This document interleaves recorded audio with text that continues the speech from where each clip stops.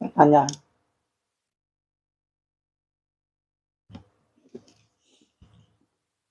Mau bertanya Ustadz, di luar tema, karena saya lihat Ustadz kan sering meruqyah.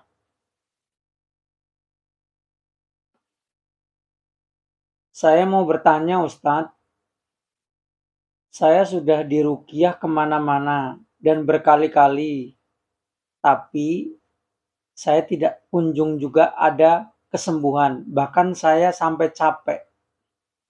Solusinya bagaimana Ustadz?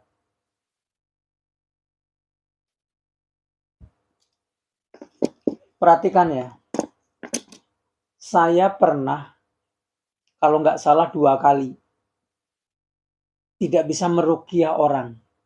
Saya bilang, Bu, Ibu nggak bisa diruqyah. Dia nanya, kenapa Ustadz? Ibu sudah 1 jam saya terangin, suruh ikhlas, suruh memaafkan, suruh tobat, nggak mau. Suruh tobat, Ibu jawab, salah saya apa Ustadz? Yang kedua, Ibu suruh maafin suami, itu di kolbu Ibu ada keras.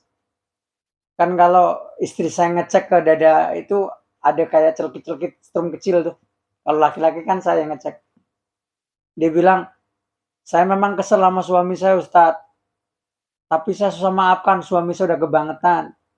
Saya nasihati malah ngomong, harusnya nasihat ini cocok untuk suami saya Ustadz, bukan saya.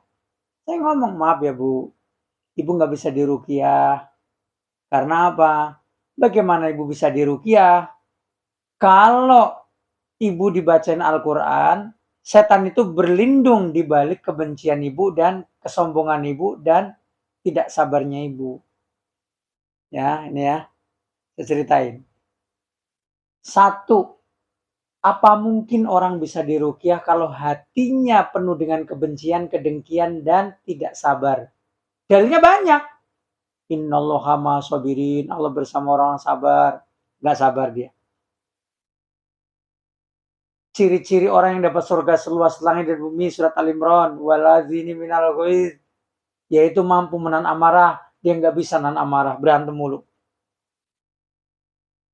Ciri-ciri orang yang dapat surga seluas langit bumi, wal afina anin nas, dia mampu memaafkan kesalahan manusia, dia tidak bisa memaafkan. Bahkan dia ngomong, saya nggak akan maafin dia Ustadz dunia akhirat. Apa mungkin bisa diruqyah ini Bu? Halo Pak Bu, ini perhatikan ya. Nggak ada untung-untungnya punya dendam itu. Lahir khulu jannah man kana fi qalbi mithqala dzarratin min kibr. Nggak akan masuk surga panjenengan semuanya ini. Kalau dalam hatinya masih ada kebencian, kesombongan, dendam, dengki. Satu itu ya. Nggak usah banyak-banyak. Mungkin saya ambil 3 saja. Karena kalau terlalu banyak nanti habis ini untuk pertanyaan ini aja. Sedangkan masih ada kayaknya 2 pertanyaan. Waktu kita mepet. Saya ada acara di tempat lain. Kemudian yang kedua, apa mungkin orang itu bisa diruqyah kalau dia punya amalan yang tidak syar'i? Perhatikan, amalan yang tidak syar'i.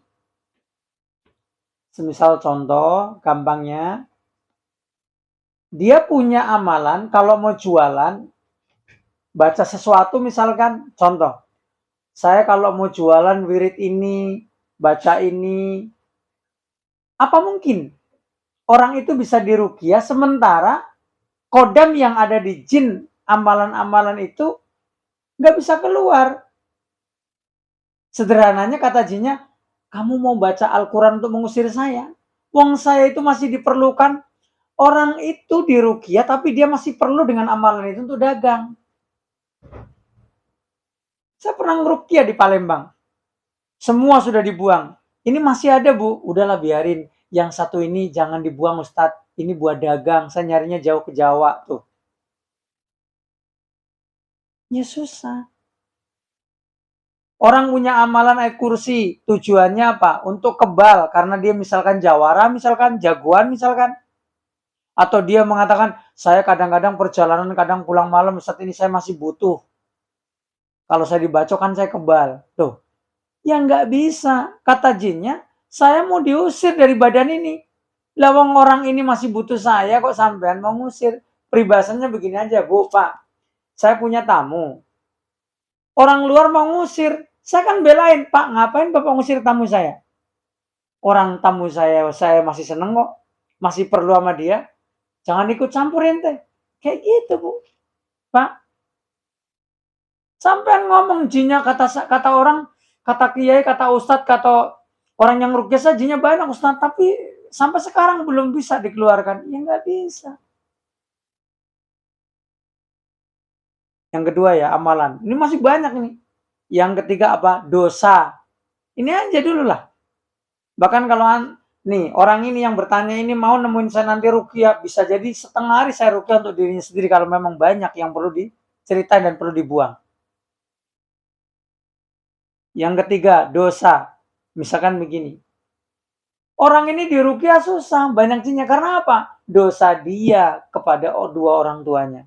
Banyak kisah begitu. Dirukyah susah, dimaafin kedua orang tuanya, cuman dicium, celepot, dipeluk, hilang jinnya. Masya Allah. Dengan izin Allah, qadarallahnya hilang tuh. Sampai saya mengatakan, Masya Allah ya. Untuk apa saya rukyah capek-capek dari tadi kalau tahu memang ini, ya qadarallah Allah buka. Kan masalah capek dengan kan proses. Dicium, dipeluk, dimaafin, tangis-tangisan, hilang. Kemarin saya rukyah di PPI, ya, dekat Galaksi. Jinnya banyak, saya bingung ini apa, semua udah diceritain apa. Dia mengatakan, Ustadz, saya mengatakan ibu istrinya mana? Ini, apa dia punya salah sama jenengan Bu? Oh, suami saya itu kalau ngomong tajam Ustadz. Saya itu pernah diusir dari rumah, dia pernah membawa wanita lain ke sini dan sebagainya. Kenapa? Sakit Ustadz saya itu. Bu, saya ceritain begini, saya dakwain begini, ibu jangan berharap masuk surga kalau nggak bisa maafin orang. Akhirnya apa? Saya maafin Pak, kamu Pak. Dipeluk orang itu, dicek lagi sudah nggak ada. Ikhwan fillah, jamaah yang dimuliakan oleh Allah. Nggak ada. Simple. Sekarang bertanya, Ustadz saya dirukyah kemana-mana kok nggak ada ini. Boleh jadi belum